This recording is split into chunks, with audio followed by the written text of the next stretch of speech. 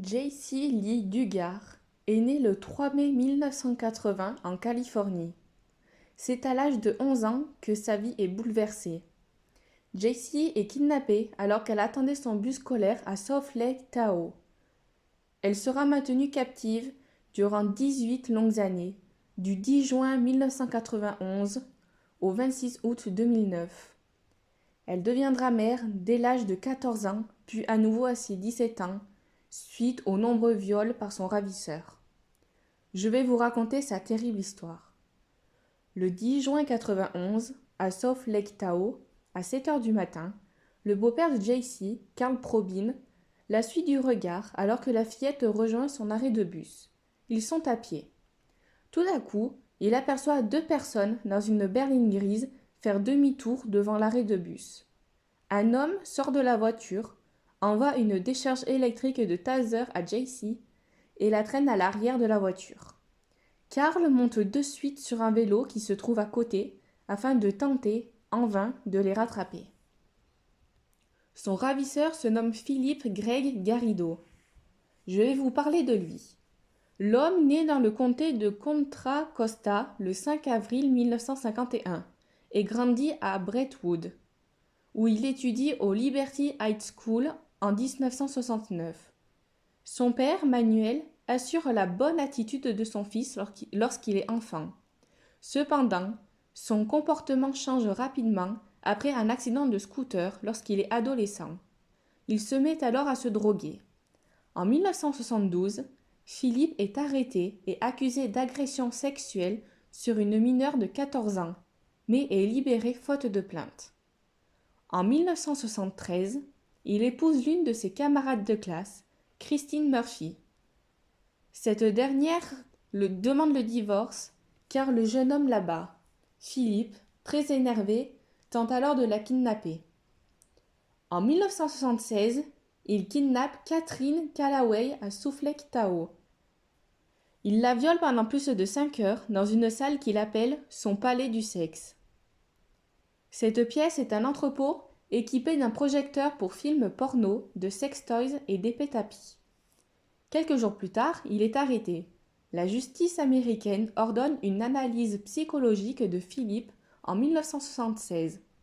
Il est diagnostiqué comme étant un toxicomane chronique à déviance sexuelle. Le psychiatre recommande à ce qu'un examen neurologique soit mené concernant la prise chronique de stupéfiants par l'homme, qui pourrait être, en partie, responsable de ces déviances sexuelles mixtes ou multiples. Par la suite, il est évalué par un neurologue. Aucune anomalie n'est détectée. Devant la cour, le criminel avoue s'être masturbé dans sa voiture lorsqu'il se stationnait près de plusieurs lycées en observant de jeunes lycéennes. Il est inculpé le 9 mars 1977 pour enlèvement et viol. Condamné à 50 ans de prison, il débute des travaux forcés le 30 juin au pénitencier de Leavenworth, dans le Kansas. Une jeune femme nommée Nancy Bocanegra rend visite à son oncle, qui est détenu dans la même prison que Philippe.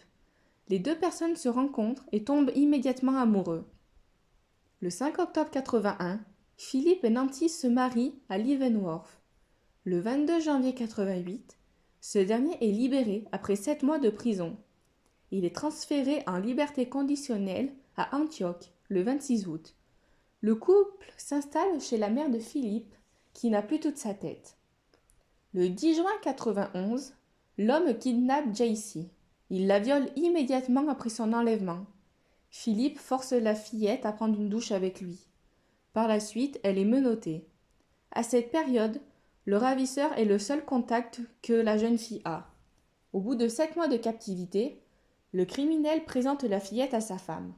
C'est seulement après 34 mois de captivité que le couple accepte temporairement d'enlever les menottes à l'enfant.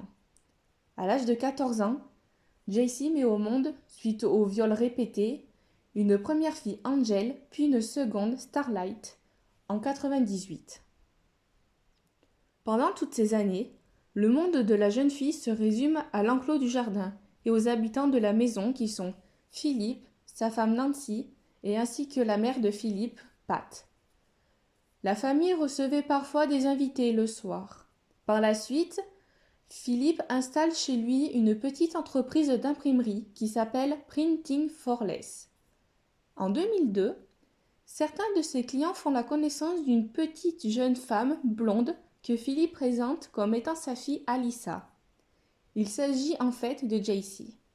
Ils l'aperçoivent quand ils viennent chercher leur commande. La femme est polie, très professionnelle, mais ne parle pas beaucoup.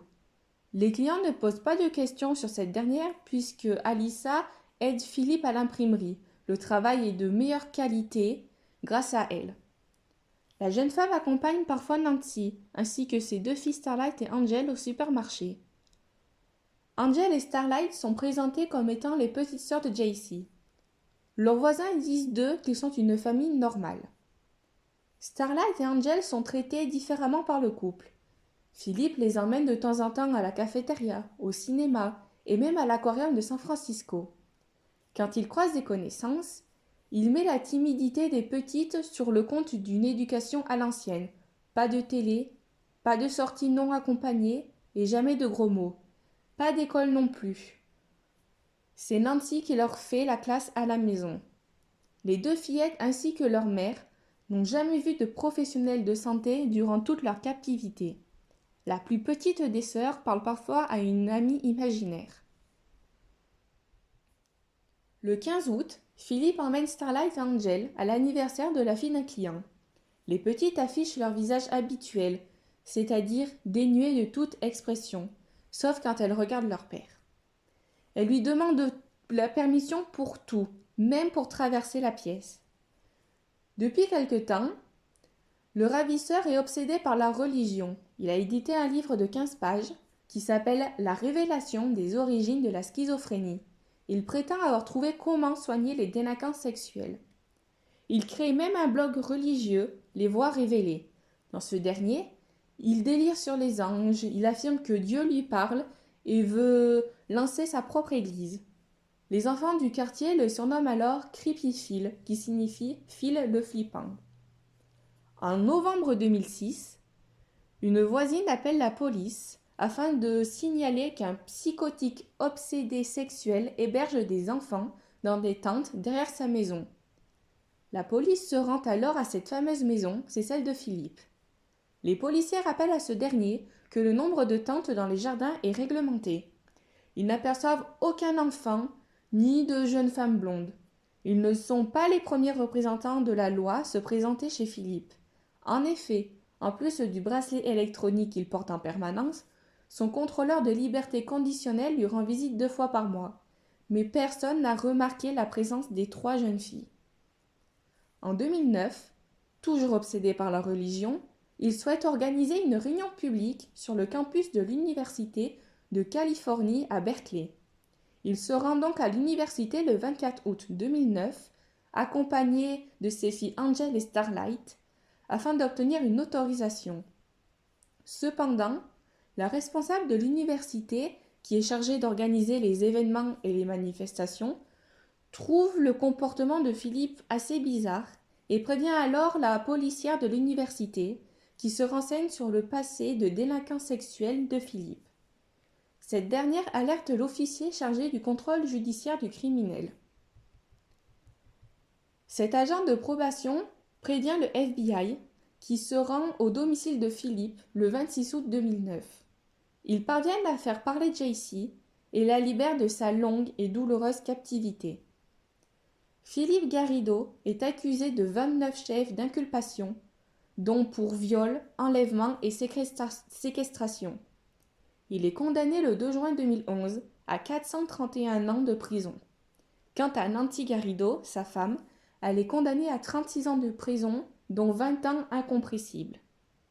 Aujourd'hui, JC habite un endroit tenu secret, avec sa mère, son beau-père, sa sœur ainsi que ses filles. Elle voit régulièrement des psychologues afin de l'aider à vivre dans cette nouvelle société et à surmonter ces 18 horribles années de captivité. Les parents de JC ont accueilli à bras ouverts leur petite fille, Starlight et Angel. La jeune femme donne une interview à un magazine américain 2 mois après sa libération. Elle explique qu'elle est très heureuse d'avoir retrouvé sa famille, qu'elle monte à cheval, qu'elle cuisine des plats et réfléchit même à écrire un livre.